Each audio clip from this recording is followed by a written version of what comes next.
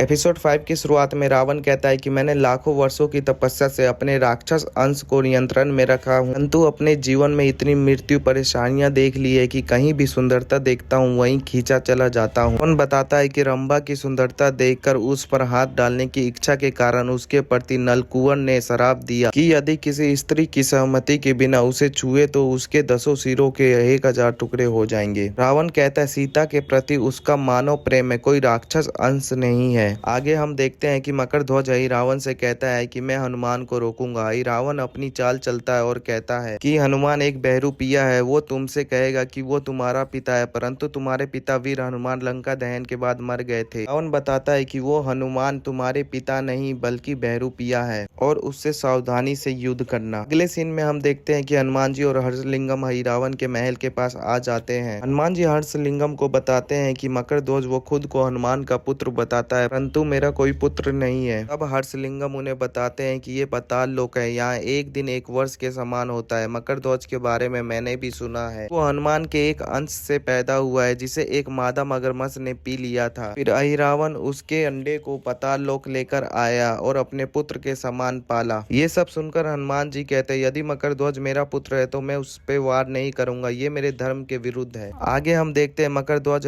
रावण के द्वार पर खड़ा होता है। हनुमान जी मकरध्वज से कहते हैं मैं तुमसे युद्ध नहीं करना चाहता, मैं तुम्हारा पिता हनुमान हूँ। परंतु रावण ने मकरध्वज को पहले ही सावधान कर दिया था कि वो बहरूपिया तुम्हारा पिता होने का दावा करेगा, इसलिए मकरध्वज हनुमान जी पर विश्वास नहीं करता और बल्कि उनकी ओर हमला करने के लिए बढ़ जाता है। हनुमान जी अपनी गदा को छोड़कर श्री राम का नाम लेते हैं। श्री राम के विश्वास की शक्ति से हनुमान जी का पंचमा रूप मकरध्वज को दिखाई देता है। ये दृश्य देखकर मकरध्वज को हनुमान जी पर विश्वास हो जाता है। मकरध्वज कहता है कि मैं रावण को मार नहीं सकता, परंतु उसके महल के अंदर का दृश्य बताऊंगा। इसी बीच रावण अपनी काली माया की सहायता से एक विशाल राक्षस को उन तीनों के पास भेज देता है ताकि उसे काली पूजा करने के लिए समय मिल सके।